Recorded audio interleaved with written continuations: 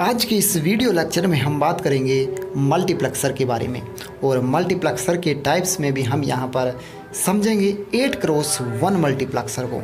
तो चलिए इसको हम देखते हैं कि जो 8x1 मल्टीप्लेक्सर होता है वो क्या होता है। सबसे पहले यदि मल्टीप्लेक्सर की हम बात करें तो multiplexer word come from the multiplex, meaning of multiplex is many into one. जो मल्टीप्लेक्स का जो मीनिंग होता है वो होता है many into one. It is a combinational circuit which is produce single output signal from many input signal with the help of selected line।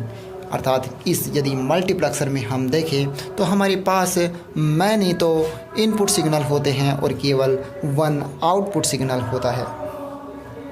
उसके बाद में यदि हम यहाँ पर देखें तो 8x1 जो मल्टीप्लेक्सर होता है, 8x1 मल्टीप्लेक्सर में हमारे पास 8 तो इनपुट होते हैं और 1 आउटपुट होता है। यदि यहाँ पर नंबर ऑफ इनपुट हम देखें तो number of input n equal to होता है 2 की पावर m, जहाँ पर m सेलेक्टेड लाइंस हैं। अब यदि n इक्वल टू 2 की पावर m तो n का मान हमारे पास यहाँ पर जो इनपुट है वो 8 है। देन हमारे पास m is equal to 3 selected lines की यहाँ पर रिक्वायर्ड होती हैं। So m is equal to 3 selected line are required.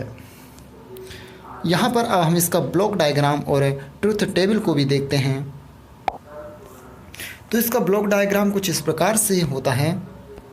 इसका ब्लॉक डायग्राम में यदि हम देखें तो 8x1 मल्टीप्लेक्सर होने के कारण यहाँ पर जो हमारे पास 8 इनपुट प्राप्त होते हैं, D0, D1, D2, D3, D4, D5, D6, D7, इस प्रकार से 8 इनपुट प्राप्त होते हैं। और यहाँ पर हमें 3 selected line S0, S1, S2 की रिक्वायर्ड होती हैं और केवल सिंगल आउटपुट यहाँ पर हमें Y प्राप्त होता है। अब यदि इसकी हम ट्रुथ टेबल को देखें तो यहाँ पर हमारे पास 3 सेलेक्टेड लाइंस हैं। ये जो सेलेक्टेड लाइन है वो 3 है, S0, S1, S2, या फिर हम इन्हें इनपुट लाइन भी बोल सकते हैं। और हमारे पास केवल 1 आउटपुट Y प्राप्त होता है। अब यदि यहाँ पर S0, S1 और S2 हम देखें तो यहाँ पर 3 सेलेक्टेड लाइन या फिर 3 इनपुट लाइन होने के कारण यहाँ पर जो हमारे पास सिग्नल की जो कॉम्बिनेशन बनते हैं, जो सिग्नल के कॉम्बिनेशन बनेंगे वो 8 कॉम्बिनेशन बनते हैं, क्योंकि यहाँ पर जो 3 हमारे पास इनपुट लाइंस या सेलेक्टेड लाइंस हैं। क्योंकि जैसे आप देखते हो कि जैसे 3 सेलेक्टेड लाइन होने के कारण, जैसे 3 सेलेक्टेड लाइन हैं तो 3 सेलेक्टेड लाइन को यदि मैं एक एक सिग्नल भी दूंगा, जैसे तीनों को यदि मैं 0, 0, 0 भी देता हूं तो यहाँ पर हमारे पास ये 3 डिजिट्स होने के कारण तो इस प्रकार से इनका जो कॉम्बिनेशन बनता है वो 8 तक बनेगा, 8 नंबर तक बनता है, जहाँ पर आप देख सकते हैं। इसलिए यहाँ पर जो आउटपुट होगा वो आउटपुट तो हमें 1 प्राप्त होता है, केवल Y प्राप्त होता है। तो चलिए यहाँ पर देखते हैं इस ट्रुथ टेबल को।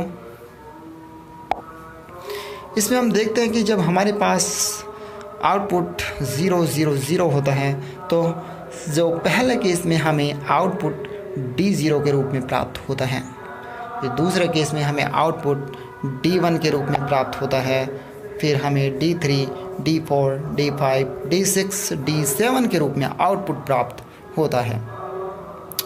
अब यदि इस ट्रुथ टेबल से हम जो फाइनली जो आउटपुट आएगा वो आउटपुट देखना चाहें तो वो आउटपुट इस प्रकार से होगा। यहाँ पर जो आउटपुट होगा वो होगा, इस ट्रुथ टेबल से हम ये आउटपुट निकाल सकते हैं। तो ये जो आउटपुट होगा ये आप देख सकते हैं और इसको आप ज्ञात भी कर सकते हैं।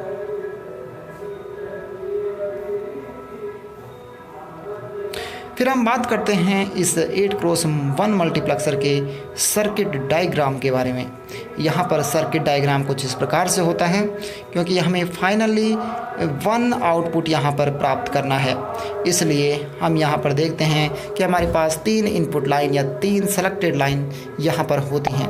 तो 3 सेलेक्टेड लाइंस जो हैं वो S0, S1, S2 हम देते हैं और इसी प्रकार से इन तीनों सेलेक्टेड लाइंस का जो हम बार या रिवर्स देते हैं, रिवर्स देने के लिए यहाँ पर हम नॉट गेट लगा देते हैं, तो हमें S0 बार, S1 बार और S2 बार भी मिल जाते हैं। और प्रत्येक पर यहाँ पर हम इनपुट के रूप में जो हमने दिया था D0, D1, D2, D3, D4, यहाँ पर प्रत्येक जो हमने एंड गेट लगा रखे हैं इनसे भी जोड़ देते हैं। यहाँ पर हम देखते हैं कि हमें इस सर्किट को बनाने के लिए यहाँ पर 8 एंड गेट की आवश्यकता होती है। यहाँ पर हमारे पास 8 एंड गेट को जोड़ना पड़ता है, जिससे जो फाइनली आउटपुट हमारे पास प्राप्त होता है वो कुछ इस प्रकार से प्राप्त होता है।